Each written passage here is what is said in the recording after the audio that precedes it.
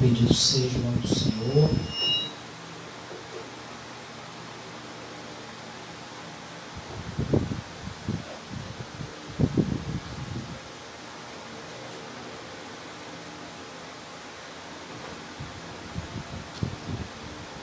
Glória a Deus. Israel no dia da expiação. Geralmente quando a gente aborda esse assunto da expiação, a gente costuma falar mais só do cerimonial, né?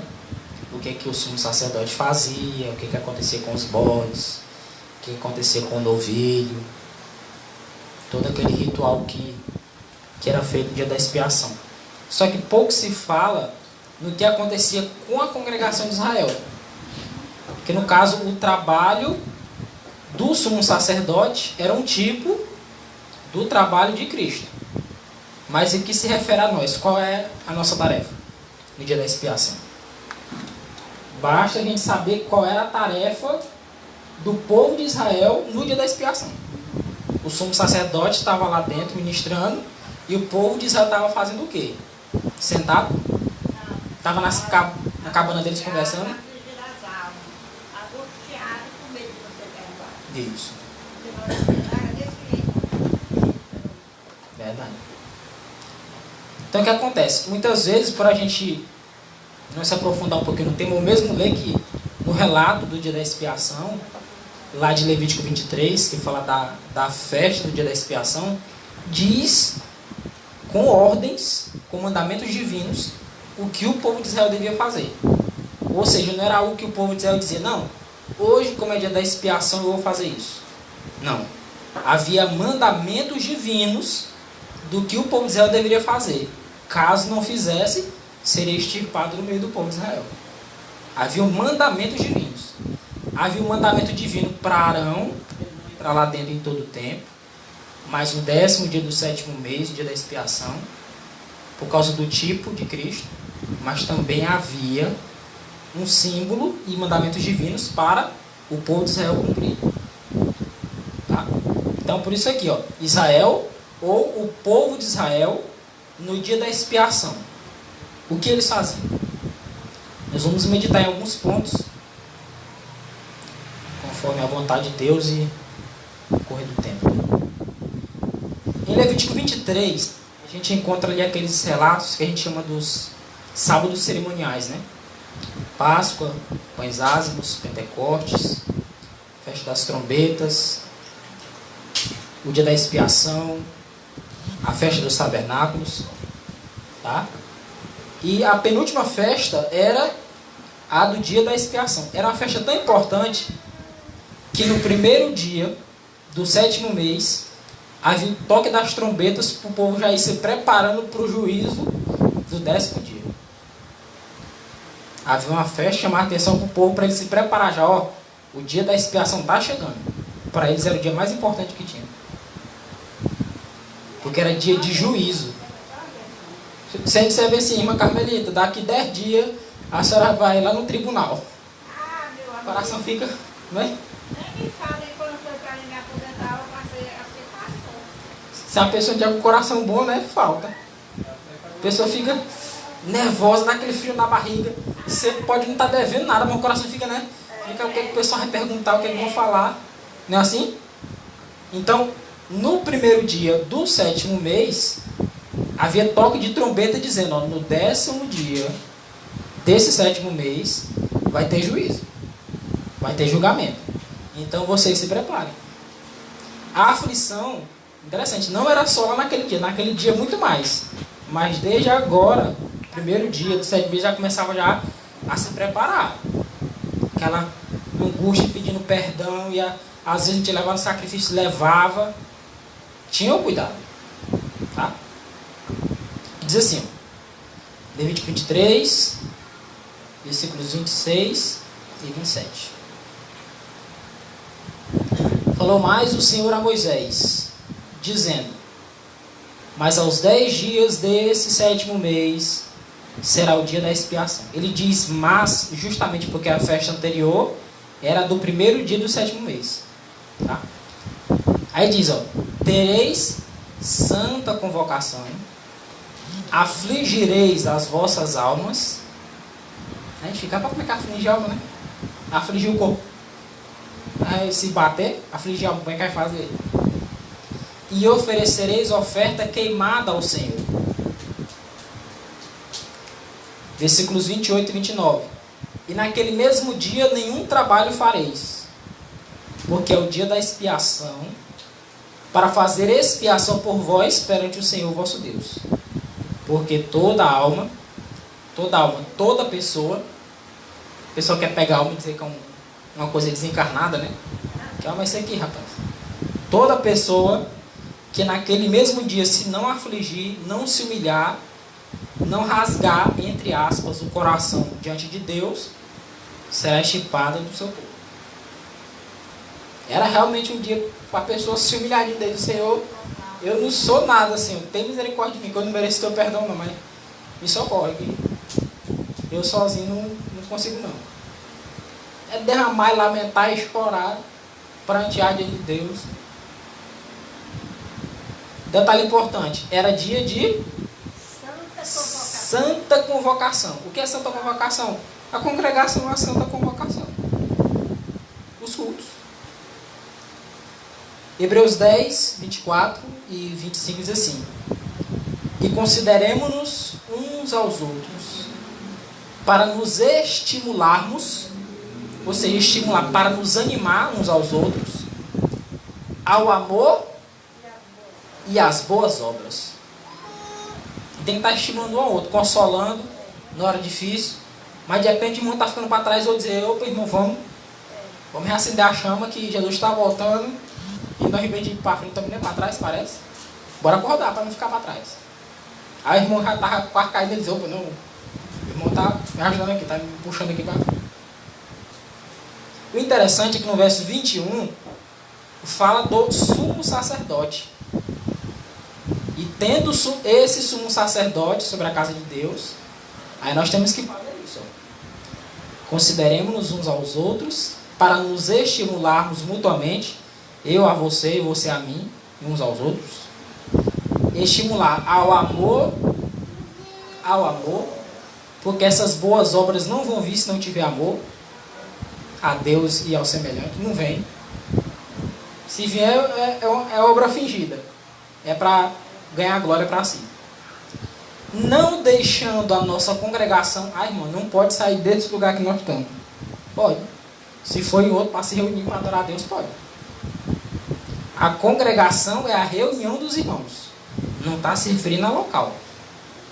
Não deixando a nossa congregação. O próprio Paulo estava habituado a congregar de casa em casa. Estava habituado a congregar muitas vezes na casa de um irmão, outra vez oportunidade de congregar na casa de outro irmão, mas dizia, não deixando a nossa congregação para quê? Para nos estimularmos ao amor e às boas obras. Congregar é para isso.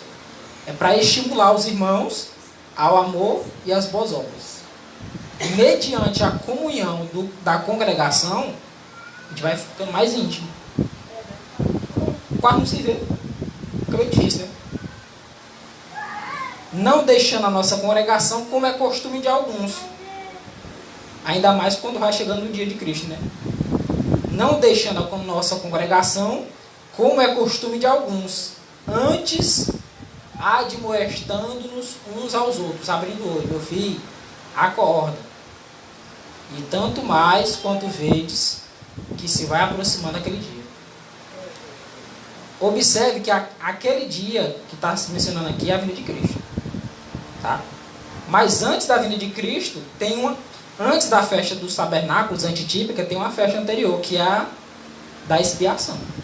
Quando acabar a expiação, aí o cumprimento da festa dos tabernáculos vem depois, que é a nossa redenção, a conclusão da redenção. Tá? Então, o dia da expiação era um dia de santa convocação, era um dia de congregar. O povo de Israel tinha que deixar o trabalho de lado. Não tem. Rapaz, eu sou marceneiro, não importa. É dia de santa convocação. Eles sabiam, era uma lei, todos os anos eles teriam isso. E foi avisado no primeiro dia do 7º mês. Já alertando, te prepara que para naquele dia Não tem desculpa. É santa convocação.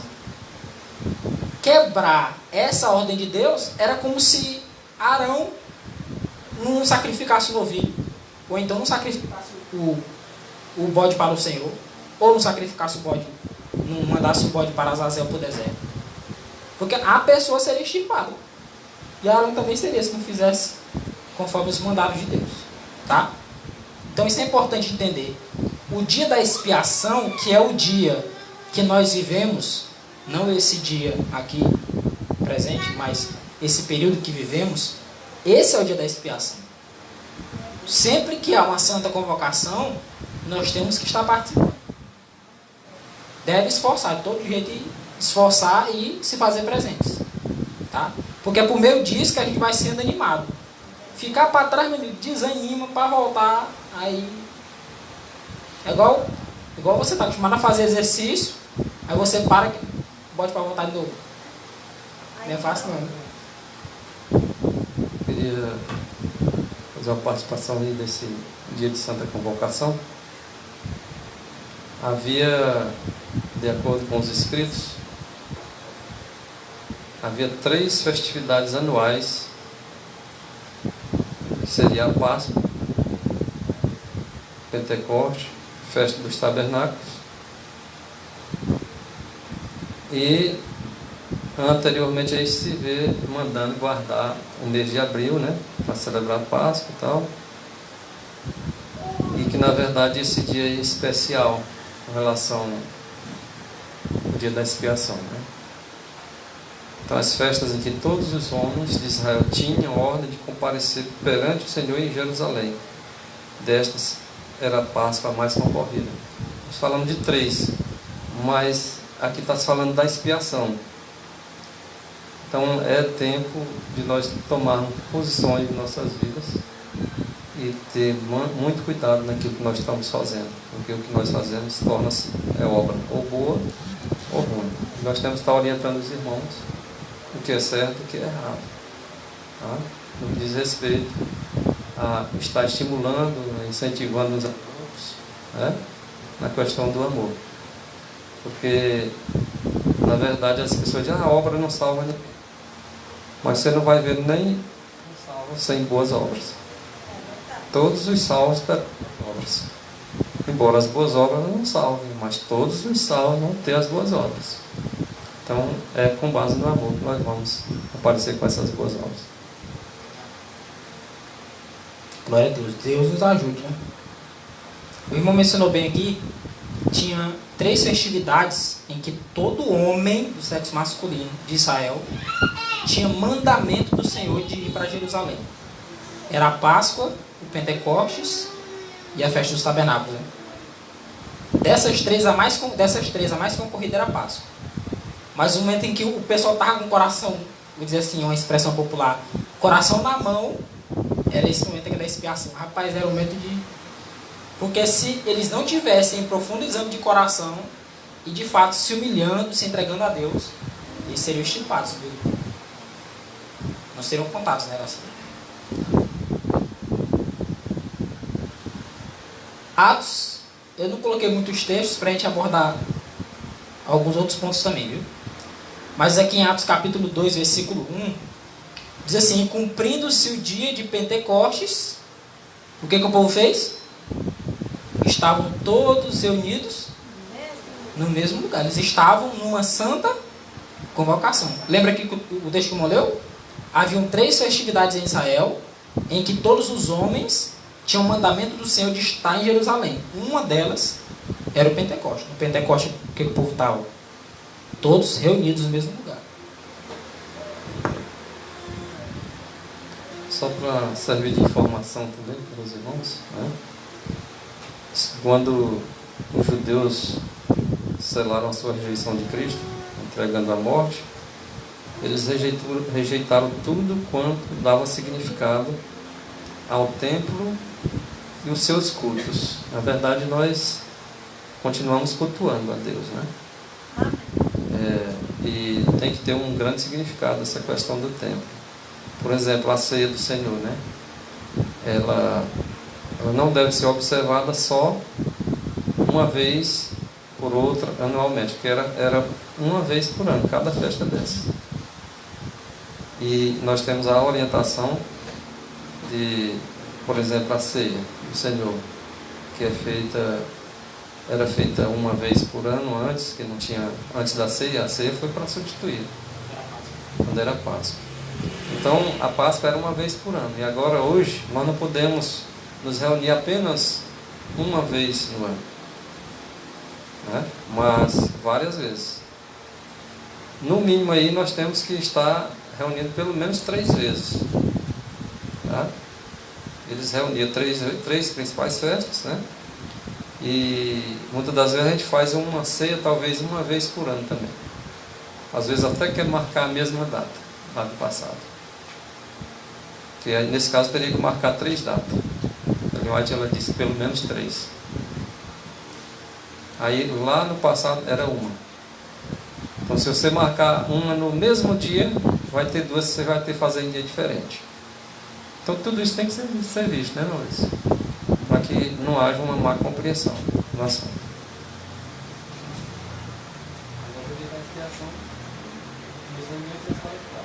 Dani.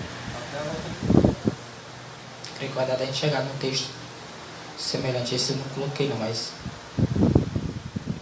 a gente chega num texto parecido, a gente dá uma aprofundada. Testemunhos Seletos, volume 3, página 34. Deus ensina que devemos congregar-nos em sua casa, a fim de cultivar as qualidades do amor perfeito. Como é que diz o texto aqui de Hebreus mesmo? E consideremos uns aos outros para nos estimularmos ao amor. Deus ensina que devemos congregar-nos, os irmãos, juntos, se reunirem em sua casa, um local que foi designado para adorar a Deus, pois é a presença de Deus que constitui a igreja, a fim de cultivar as qualidades do amor perfeito. Tá? Vamos aprender a amar uns aos outros, consolar os irmãos, animar os irmãos, corrigir também, tá? Quando está errado tem que corrigir. Quem ama, corrige, né? Com isto, os habitantes da terra serão habilitados para as moradas celestiais que Cristo foi preparar para os que o amam. Com isto o que, irmãos? Como congregar para cultivar as qualidades do amor perfeito. Isso foi providência divina para que os habitantes da terra, os redimidos então, sejam habilitados para as moradas celestiais que Cristo foi preparar. O povo vai estar junto lá, unido. Lá não vai ter espaço para desavença, não. Amor, são pessoas íntimas, têm o mesmo propósito, o mesmo desejo. O seu anseio principal é adorar a Deus. Ele não tem outro desejo maior que esse, não. Nada mais absorve o pensamento deles do que adorar a Deus e fazer a sua vontade. Então isso tem que começar aqui. Ah não, eu estou pecando aqui da direita, aí quando chegar lá no céu, é que eu vou mudar. Não, não é bagunçado assim não. O povo arruma todo motivo para criticar os irmãos. Chegar lá no céu, quando olhar para Jesus, vai dizer: não, Senhor, mas eu pensei que tu era maior, tu era mais branco, era mais moreno, que a grama era mais verde, que a flor era mais cor-de-rosa. Vai achar defeito, porque a gente olha para o irmão, tudo que a gente quer ver nos irmãos é defeito. Você quer ter defeito esse? Né? Chegar lá no céu, se não estiver cultivando as qualidades do amor perfeito aqui na terra, mediante o Espírito de Cristo, lá no céu não vai cultivar não. Então o Senhor diz: nem vai, fica aí mesmo. Para começar a cultivar aqui, ó.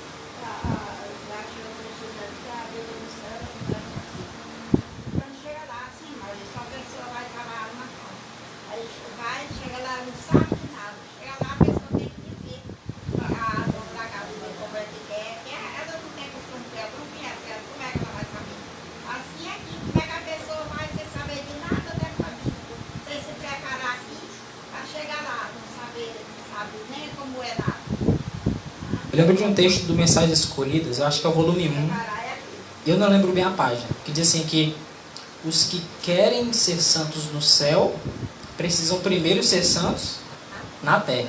O Senhor não vai levar um pecador que faz de tudo de errado para o céu para quando chegar lá ele corrigir. Não. Os gostos são mudados aqui. O Senhor prova o nosso caráter aqui para ver se a gente está aprovado para ir para lá. E aqui, aqui é uma escola, aqui nós estamos aprendendo. Né? E as provas são os principais meios que o Senhor nos dá para a gente aprender. Por isso que eu achei um texto dizendo assim: como é que vocês, maldicentes, querem subir do céu maldito? Ou você é você maldito? O povo que fica se reclamando aqui, se reclama lá.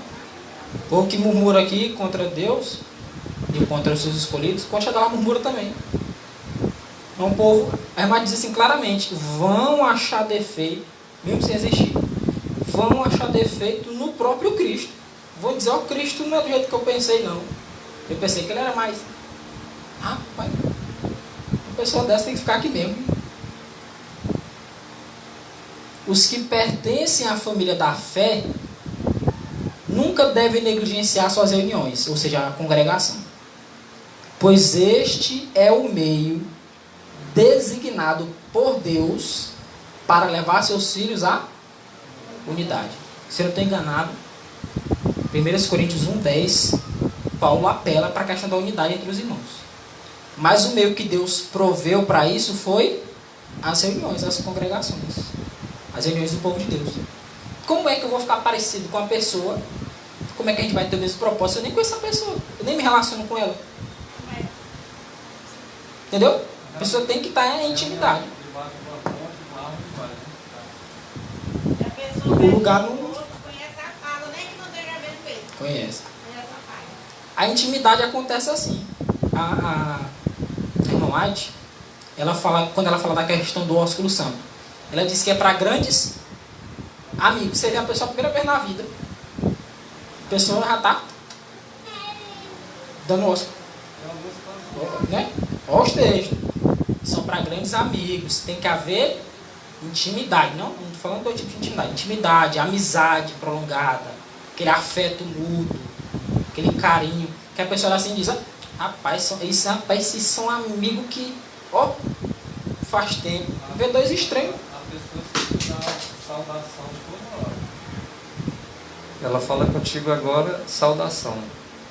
Qual é a saudação do santo? Ósculo. Daqui a pouco vai falar de novo, ósculo, saudação de novo. A não ser que não seja o ósculo, né? Mas mesmo assim, a gente entende que a saudação é para grandes amigos. E ainda, quando partem e quando regressam. Não é assim toda hora também que nem o mundo faz, não. Há critérios. Então é preciso a gente estar nos informando mais e mais a respeito da palavra de Deus. E nos educando, né, irmão? Porque nós estamos aqui para aprender. Eu mesmo nem sabia desse negócio de ósculos, mas depois que estou aqui, estou aprendendo. E cada vez mais que a gente está ouvindo, está aprendendo. Verdade. Deixa eu dar um exemplo para os irmãos aqui. A questão do saudar. Então eu costumo pegar na mão. Pega aqui minha mãe. Cheguei aqui no irmão. E aí, irmão, tudo bom? Aí fui bem no banheiro, saí, vou no irmão e... Tudo bom, irmão? Aí não, vou bem fora falar com a mãe. Volta aqui de novo. Tem sentido. Os judeus têm o costume de... Viu a pessoa aqui, ósculo. Aí sai, dá uma voltinha. No mesmo dia. Poucas horas depois volta, viu de novo.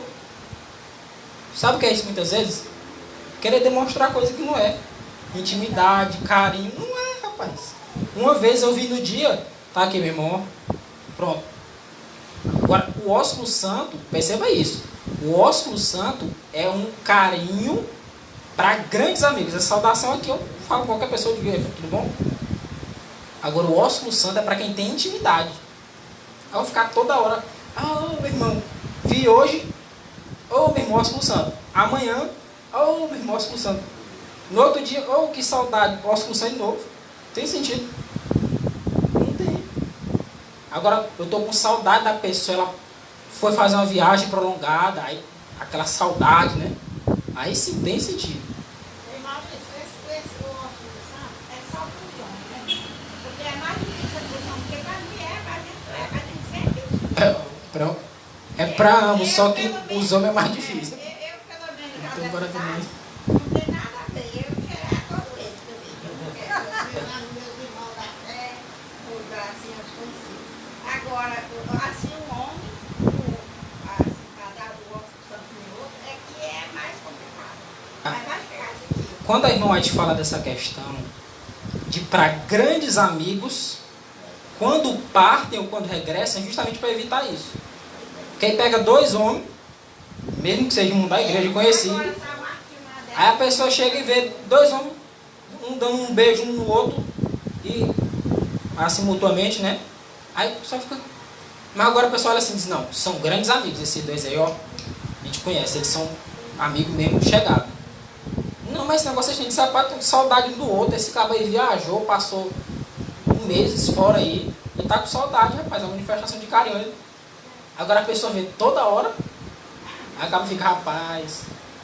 É por isso que o Senhor deu esse ensino por intermédio de Ellen White. Tome cuidado. O povo inventa besteira, não dê margem.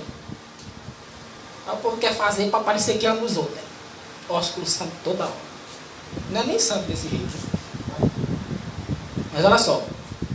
A unidade ao ocorrer no meio do povo de Deus, um dos meios que o Senhor proveu foi esse aqui, ó. As reuniões. Tá? As congregações. Por quê?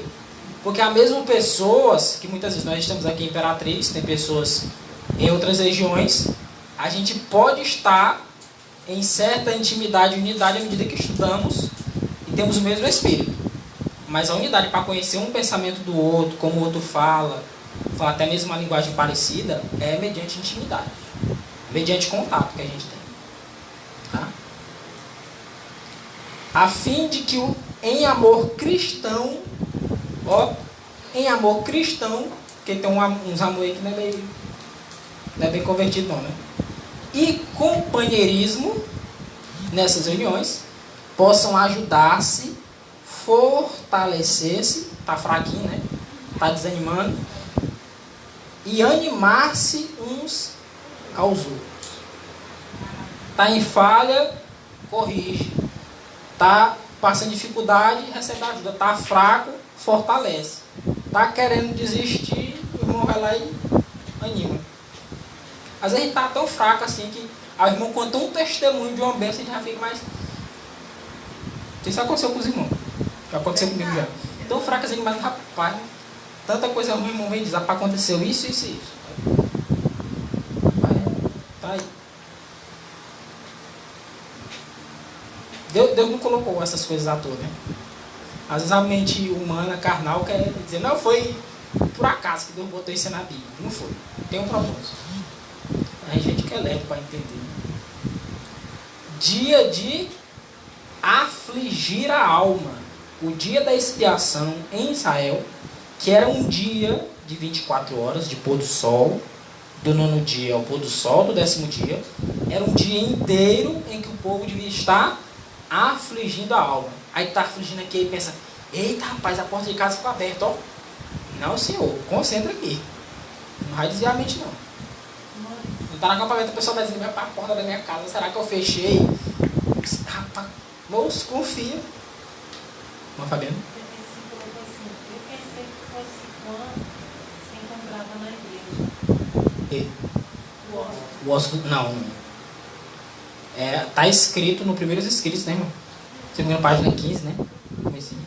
Diz que é para grandes amigos quando partem, ou seja, quando vão para uma viagem e quando regressam. Justamente para evitar essa questão da aparência do mal que o pessoal fica beijando toda hora. O Senhor já colocou já essa cautela, né? Esses cuidados para a gente ter. Dia de afligir a alma. O dia da expiação era dia de santa convocação em que o povo devia estar reunido. Não necessariamente ao redor do santuário, porque não era uma das 3 festas que era obrigado a estar em Israel. Mas mesmo no seu lar, tinha que ser aquele dia inteiro você parar com o seu trabalho secular e dedicar totalmente para o Senhor. Aquele ali era um dia decisivo. Uma pessoa que estava em outra terra, ele tinha que parar naquele dia. Tá? Servia tanto para o natural como para o estrangeiro que estava dentro das portas lá da terra de Israel. Mas mesmo o natural que estivesse fora, tinha que se lembrar disso. Tá? Olha o que diz. Cristo em seu santuário página 36. Cada homem, cada ser humano, né, deveria afligir sua alma enquanto prosseguia a obra da expiação. Toda a ocupação era posta de lado e toda a congregação de Israel passava o dia em humilhação solene. Para aquele momento mesmo sagrado, você diz, rapaz, hoje é o dia. Hoje, se eu me arrepender de fato do meu pecado aqui, não me entregar a Deus, eu estou perdido. Não parava. Sabe o que é humilhação, irmãos? Mas não é humilhação de alguém humilhar o outro, não. É a pessoa se humilhar. É uma coisa que a gente tem que fazer, que a gente não faz muito, não. É se humilhar. Se alguém diz um A, a gente quer dizer um B mais alto, né? Se humilhe. Tá? Naquilo que é justo, tá? Passava o dia em humilhação solene perante Deus, se entregando ao Senhor e reconhecendo que não vale nada, que, como está escrito em Apocalipse 3, é um miserável, um desgraçado, um pobre, um cego, um nu, não tem nada, não é nada, não consegue fazer nada sem o Senhor. Era hora para derramar o coração. Não é aquelas orações que muitas vezes a gente faz, que a gente só quer pedir coisa para Deus, né? É se entregar, Senhor, eu sei que eu não mereço. Eu sei que eu só faço o que é errado. Por mim mesmo, eu não sei o caminho da salvação, não sei o caminho da justiça, não sei o caminho do bem. Mas o Senhor sabe, me socorre. É igual o mendigo. O mendigo está lá e diz, rapaz, não tenho o que comer, né? Ele diz, ô meu, você me ajuda que eu não tenho o que comer. Tem 3 dias que eu estou sem comer, você pode me ajudar? Ele se humilha. Aí quer receber de Deus, aí diz, ô Senhor, tu tem que dar isso tal dia. Eu quero... Não, amiga, é humilhação. Ele diz, Senhor, me ajuda. Pessoas que falam assim, eu não sei. Nossa, eu determino. Eles falam, não sei. Eu estou triste. Ele faz oração hoje, que é a resposta ontem. Tem que dizer, Senhor, tu sabes, Senhor, tu és soberano, tu é mais sábio que eu. Faz no teu tempo que eu aceito. Eu não aceito. Aconteceu uma coisa, não era muito conhecida, não. Ela veio aqui na casa da minha, veio no casinho a pessoa olhar, e essa mulher veio conversando lá. Ela disse, olha, isso que está acontecendo, eu não aceito, porque eu devolvo isso. Olha, uma história dessa, qualidade. Algumas coisas, o povo pensa que é uma fórmula mágica. Algumas coisas ela vem sem a gente aceitar mesmo. Eu mando que é para aprender, né?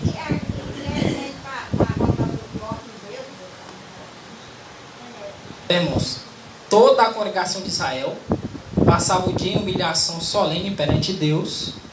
A humilhação aqui não era perante o sacerdote, não, o sumo sacerdote Arão, não. Era perante Deus. O que significa que ele não se voltava para homem naquele momento. Ele estava se entregando totalmente a Deus.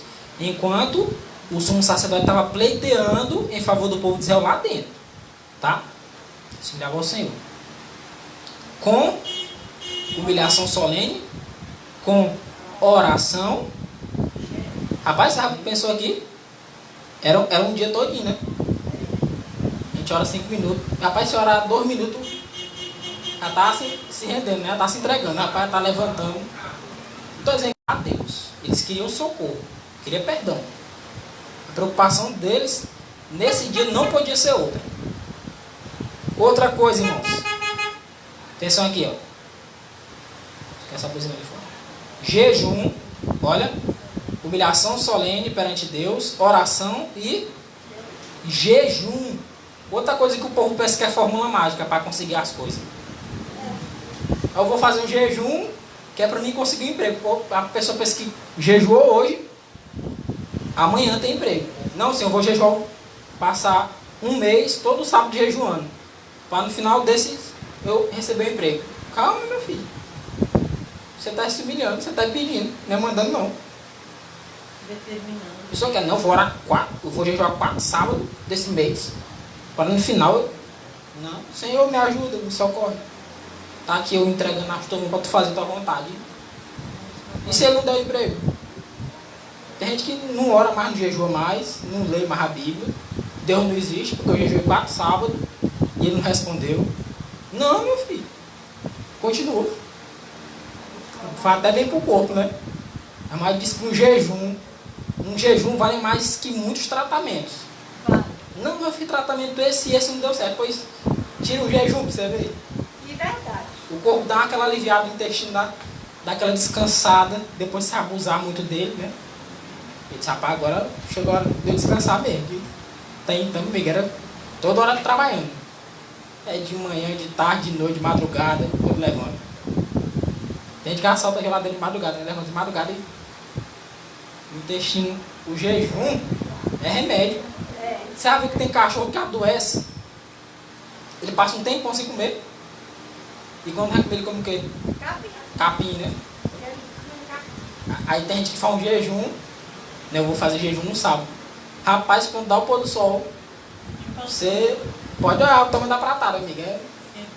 O povo chama de serra, né? Quem que adiantou, meu filho, você fazer um negócio desse? Jejuar para depois você impõe o raio de comida de novo. Agora, interessante. Humilhação. Devemos estar nos humilhando, né?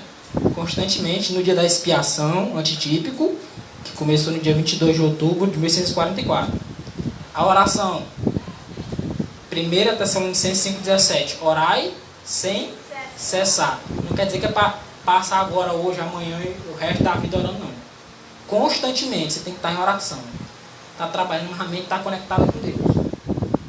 E o jejum. Se tudo fosse exatamente como era no tipo, ia ter que ficar de 22 de outubro de 1644 até... Rapaz, não dá. Tem gente que quer colocar todos os detalhes exatamente igual. Não dá, rapaz. Entende? Entendeu? Olha como é que ficaria o jejum. A oração ficar o tempo todo de joelho orando. Até a perna entrevar. Vamos fazer uma porra. E a irmã Martina diz assim que Deus não nos pede tal coisa. Conselho sobre o regime alimentar. Deus não nos pede tal coisa. Não vou fazer jejum de 40 dias igual Jesus, igual Moisés. O Senhor não pediu isso. O Senhor não está pedindo isso para ninguém aqui. Jejue, conseguir 1 ou 2 dias. Vá com calma, senão daqui a pouco você causa mais prejuízo do que benefício para o seu corpo. A ideia é condenado por Deus. Porque ele não fez. Muitas vezes teve um zelo, como Paulo tinha, só que sem sabedoria.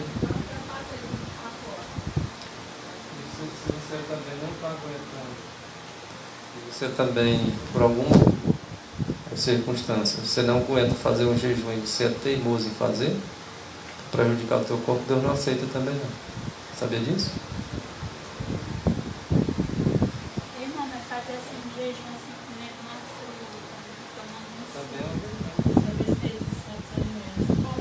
O verdadeiro Deus sagrado é o de Isaías 58. Está dizendo que você não possa fazer o jejum de abstinência de alimento. Mas o verdadeiro jejum é aquele que Isaías 58. Do em diante, é só a verdade e depois Verdade. Isaías 58, só para dar um detalhe.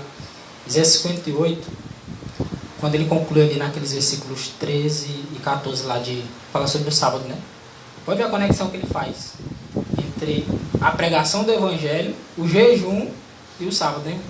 Começa falando do clamar em alta voz, fala do jejum verdadeiro que o Senhor queria ensinar ao povo e conclui falando da questão do sábado. Eu não coloquei Isaías 58, mas acho que a gente vai conseguir falar alguma coisinha sobre o jejum, tá? Então, irmãos, nesse dia da expiação, esse dia de 24 horas, toda ocupação era posta de lado, toda a congregação de Israel passava o dia em humilhação solene perante Deus, com oração, jejum e profundo exame de coração. Senhor, será que eu estou falando de conta? Senhor, lembra de Enoque? Está escrito que Enoque estava constantemente pensando, Senhor, o que eu devo fazer? Qual é a tua vontade aqui? Senhor, será que eu errei alguma coisa? E examinar o coração, será que eu estou desejando alguma coisa que não é da tua vontade? Senhor, perdoa se eu estou com alguma coisa ruim no coração, com um pensamento ruim. Mesmo a hipótese, mexer com a mente da pessoa. Diz que o povo dos últimos dias, ele vai estar com isso na mente. Será que tem algum pecado que eu não confessei? E fica pensando, Senhor, me perdoa, não me vem nenhuma mente, minha consciência está tranquila, não perdoa, Senhor, qualquer coisa que... Entendeu? Exame de coração. Às vezes a pessoa pega, passa, tem problema nem de confessar o pecado. No dia da expiação, esse dia que nós vivemos, desde 22 de outubro de 1644, até Cristo encerrar o ministério lá no santuário celestial, nós temos que estar examinando o coração todo instante. O Senhor pegou a pedir perdão. O Senhor tem misericórdia, Senhor, me ajuda. A esperar. Vivemos hoje no grande dia da expiação, tá? Que foi lá onde concluiu-se aquela profecia de Daniel 8,14, até 2.300 tardes e manhãs, e o santuário começaria a ser purificado, né? Estou colocando começaria para entender. Não foi purificado naquele dia, começou a purificação naquele dia, tá? No dia da expiação, no cerimonial típico, enquanto o sumo sacerdote estava a fazer expiação por Israel, exigia-se de todos que afligissem a alma pelo arrependimento do pecado.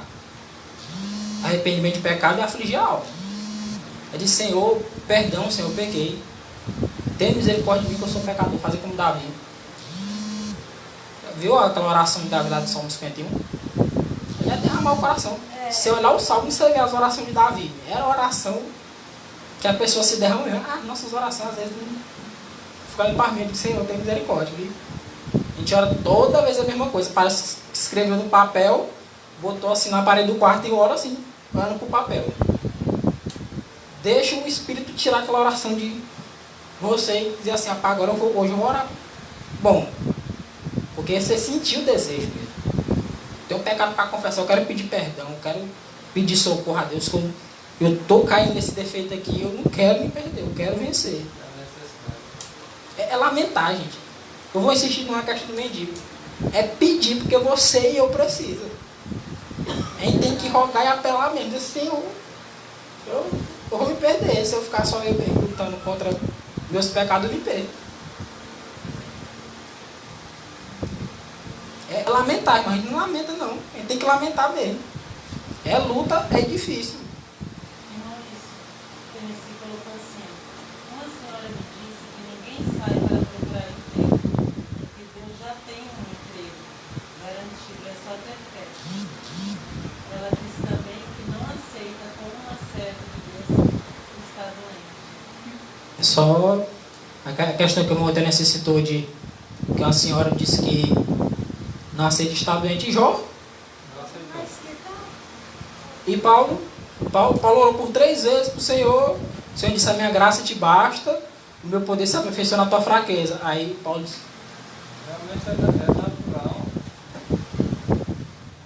realmente é natural das pessoas não quererem aceitar, porque não estão convertidas. Uma pessoa convertida aceita tudo que Deus permite, porque todas as coisas contribuem para o bem daqueles que amam a Deus e são chamados segundo o seu propósito. Então, se nós estamos realmente de acordo com o propósito divino, nós não estamos imunes de doenças, irmãos. Nós não estamos imunes de aflição. Não estamos imunes de nada disso. E quando vier, não aceita. Que não aceita? Ou aceitando ou não vem. Porque nós vamos ser preparados para meio dessas dificuldades. Como é que eu não aceito? Ele quer nos preparar para levar para o céu. Agora, se eu disser eu não aceito, eu estou dizendo o quê? Eu não quero estar preparado. Se eu não quero estar preparado, vou para o céu. Não tem como.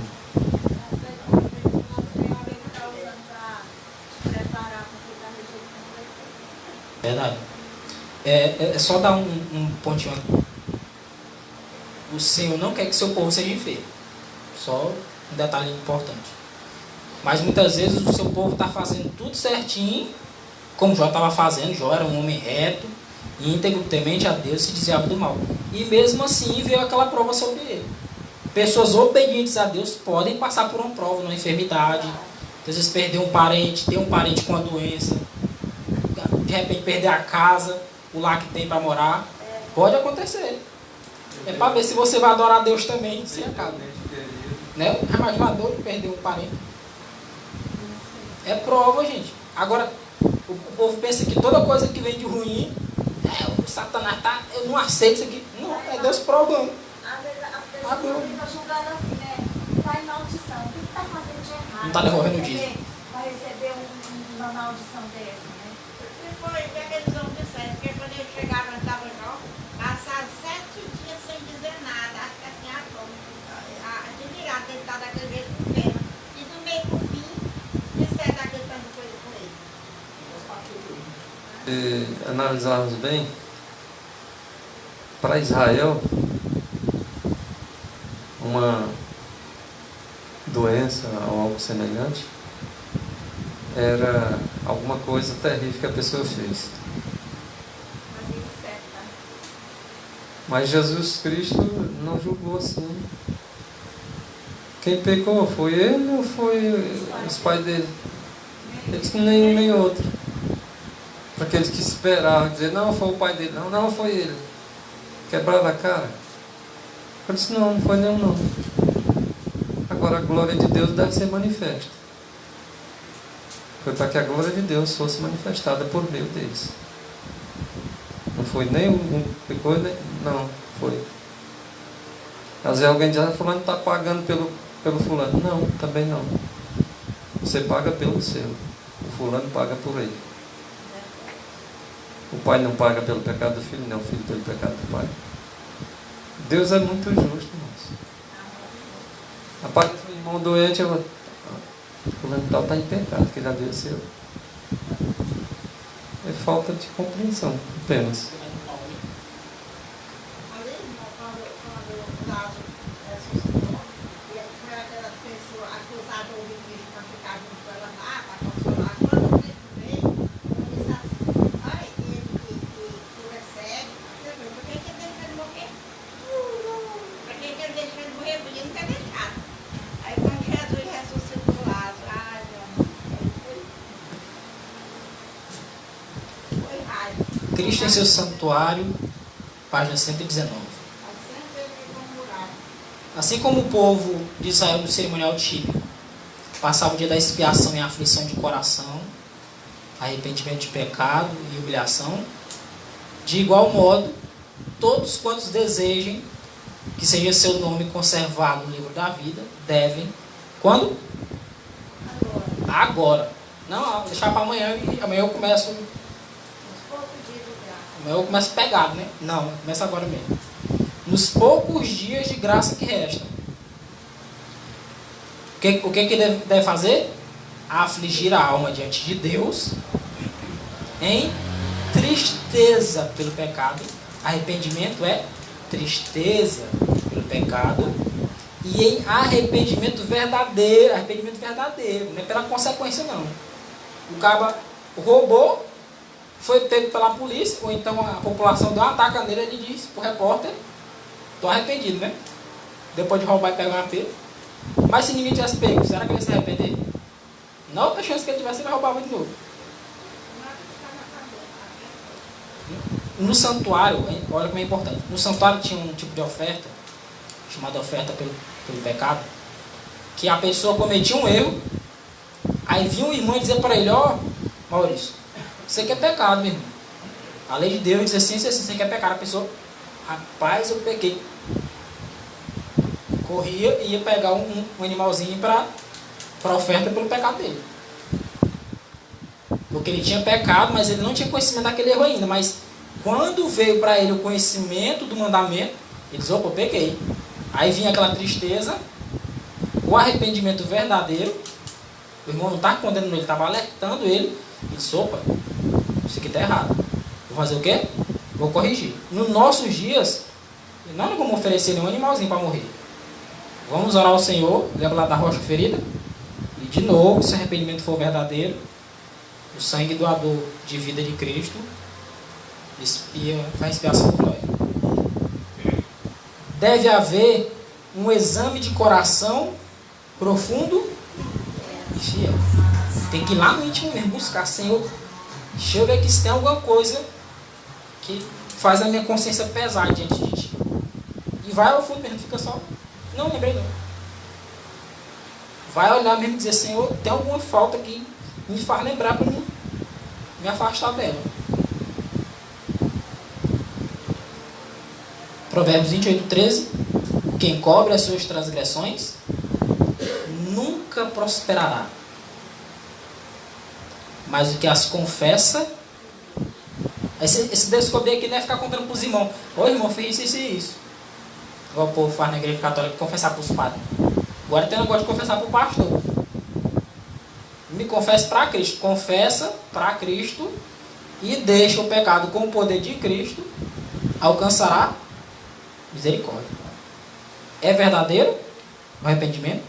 A tristeza pelo pecado é sincera, pois vai alcançar misericórdia em Cristo.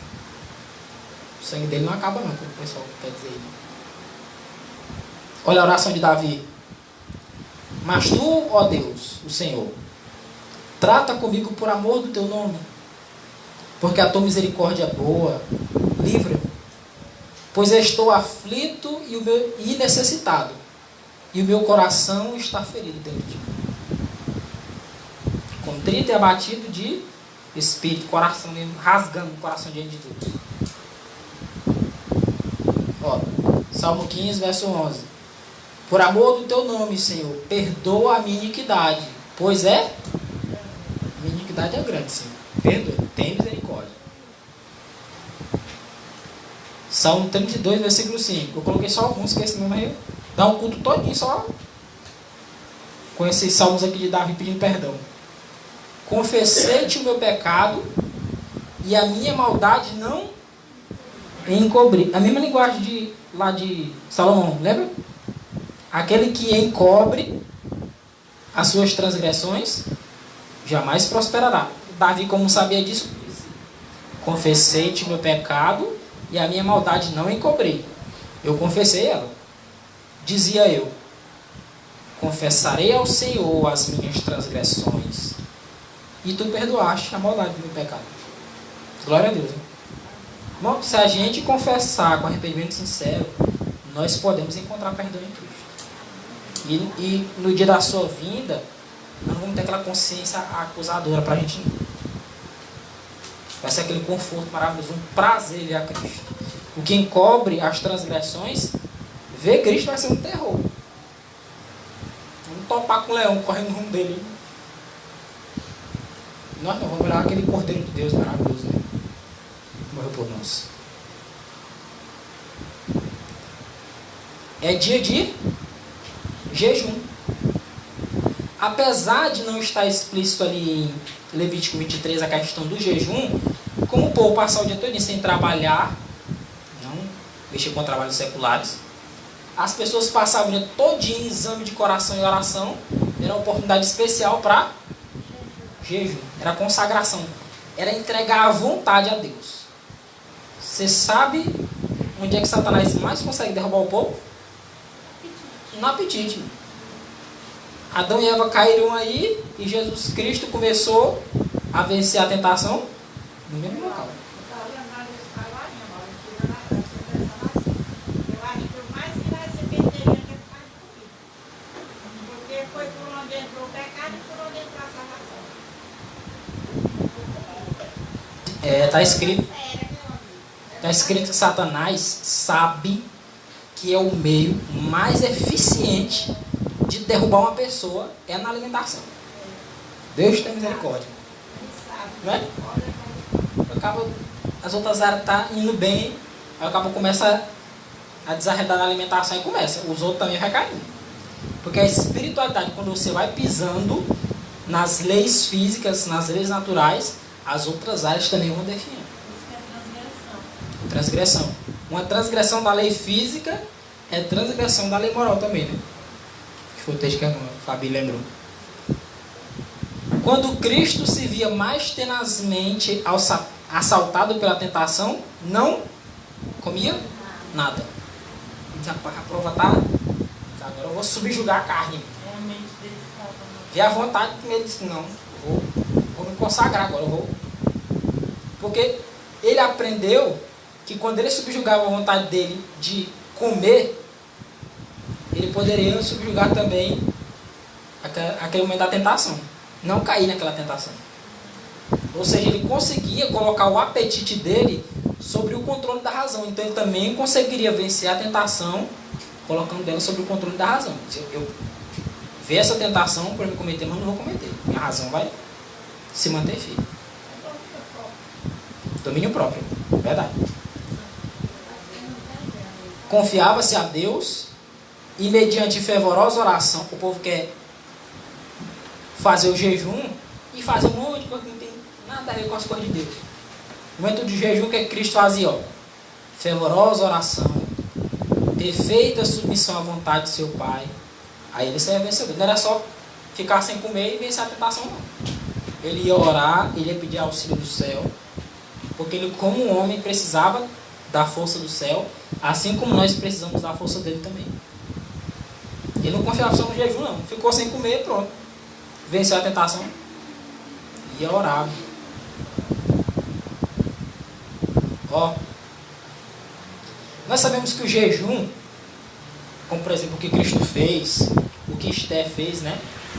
O que, não no caso dos 40 dias, no caso de Esté. No caso de Moisés, no caso de Elias, ele é um jejum, tá? Abstinência de alimento. Isso. Nínive. São várias ocasiões, né? São muitas ocasiões. O Conselho sobre o Regime Alimentar, página 188, diz um detalhe interessante. Vamos lembrar de uma coisa. O dia da expiação em Israel era um dia de 24 horas. Um dia inteiro de jejum, de oração e de humilhação. Um dia inteiro. Para nós, o dia da expiação antitípico começou no dia 22 de outubro de 1844 e vai até quando Cristo termina o ministério no Santuário Celestial. Tá? Agora entenda uma coisa. Não tem condição da gente fazer um jejum lá de 22 de outubro de 1844 até Cristo terminar o ministério no Santuário. Nós sabemos disso, né? Olha o que diz aqui a página 188 do Conselho sobre o Regime Alimentar. O verdadeiro jejum que deve ser recomendado a todos é a abstinência, falando de alimento, viu? Jejum alimentar. É a abstinência de qualquer espécie estimulante de alimento e o uso apropriado de alimento saudável e simples que Deus proveu em abundância. Agora isso aqui você pode fazer. Você está aprendendo hoje, você pode fazer até Cristo sair do santuário. Dá fazendo, né? Isso aqui nem é impossível, não. Ficar sem comer daqui até lá, não dá. Mas passar a usar alimentos saudáveis simples, alimento apropriado, a gente pode. E nós temos obrigação, ou seremos extirpados do meio do povo de Deus. O nome é tirado do livro da vida para o povo que não faz isso aqui, ó. Deus me ajuda. Não é fácil, não. Só para dar um detalhe, porque lá em Isaías 58, que o Marcelo citou, fala do verdadeiro jejum. Esse jejum menciona aspectos espirituais também. Porque em alguns casos o povo de Israel jejuava para fazer o que era ruim. Chegaram a dizer, rapaz, nós não comemos enquanto nós não matar Paulo. Aí a irmã diz assim, esse é o jejum que Deus condena. Ele jejua, ele fica sem comer, mas para fazer o que é ruim. Trama planos iníquos para matar os outros, para agredir. Esse não é o jejum que escolhi. O Senhor disse, vocês podem jejuar quando vocês quiserem. Esse não é o jejum que eu falei, não. No jejum, a abstinência de alimento tem que haver consagração, oração, entrega à vontade de Deus, vitória sobre pecados, pedir socorro a Deus e vencer pecados. Né? Parou de comer, porque não está comendo e está pecando de outro jeito, e diz, terminei o jejum, Senhor, está aí. Não adiantou nada, podia ter comido bem. Não tem utilidade. Tem que unir o jejum, seja a abstinência total de alimentos por um certo período, seja esse jejum que o Senhor nos indica até que ele saia do santuário celestial, que é o uso de alimentos simples e abstinência de alimento estimulante. Todo alimento que fizer mal para o seu corpo, você, ó, fora. Isso é jejum. Precisam os homens pensar menos acerca do que de comer e beber, de alimento temporal, e muito mais acerca do alimento do céu. Foi isso que Cristo ensinou lá em Mateus 4,4. Nem só de pão, ele poderia ter entendido assim, nem só de pão literal viverá o homem, né? Mas todo mundo entendeu. Nem só de pão, pão mesmo de comer, viverá o homem, mas de toda palavra que também é pão, que sai da boca de Deus. Então quer dizer, rapaz, o alimento temporal é importante, mas se eu ficar um momento sem comer, não morro não. Agora, sem o que Deus me ensina, sem a orientação de Deus, meu amigo, na primeira curva, eu vou para a perdição. Sabia que é só um segundo para você pegar? Um segundinho de distração. A mente roda o mundo todinho. Pensa coisa que tem que ser vigilância constante, né? O alimento do céu dará tono, força e vitalidade à experiência religiosa toda. O alimento fortalece o corpo. A palavra de Deus, a vontade de Deus, o pão do céu, fortalece a vida religiosa. Agora é importante. O alimento temporal influencia na vida espiritual da pessoa. Quanto mais errado uma pessoa come, mais difícil fica dela ter comunhão com Deus.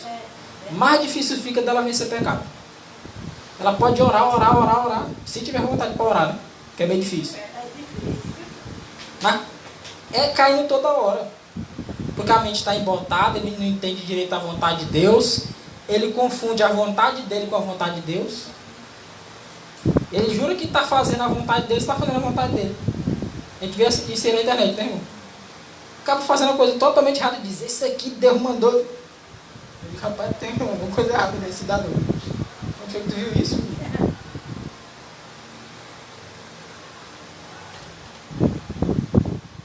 Vou fechar aqui, moço. Coloquei só 2 textos para enfatizar aqui. Então Josafá temeu, e como temeu, pôs-se a buscar ao Senhor, e como era rei, apregou o jejum em todo o Judá. Tinha autoridade para fazer isso. Pregou um jejum para o povo todo. Tá? Esdras 8:21. Então apregoei ali um jejum junto ao rio Ava, para nos humilharmos diante da face de nosso Deus. Jejum para quê? Para nos humilharmos.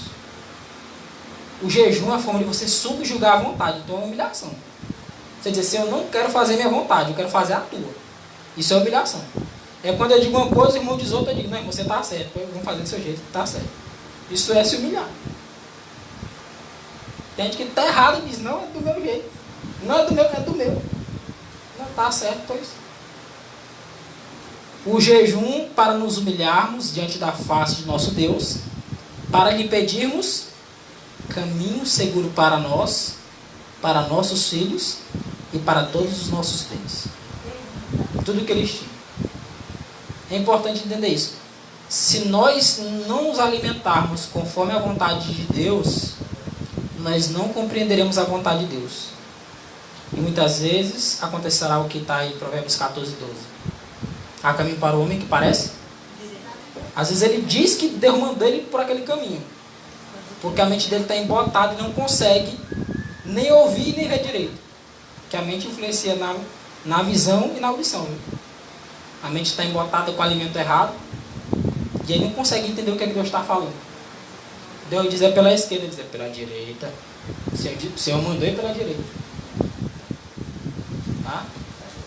Só para enfatizar, nós devemos, a partir do momento que temos luz sobre o assunto da alimentação, da reforma de saúde, empreender esforços, na verdade, constantes, para termos um alimento cada vez mais simples e saudável. E nos abster de tudo aquilo que faz mal. Caso contrário, o que acontece? Nosso nomezinho será riscado do livro da vida. Não é certo? temos que fazer, mas sabemos que sem o socorro do Senhor, sem a força do Deus Todo-Poderoso, nós não somos nada, né? Então que Deus nos ajude e tenha misericórdia do seu povo. Amém. Glória a Deus. Vamos orar ao Senhor.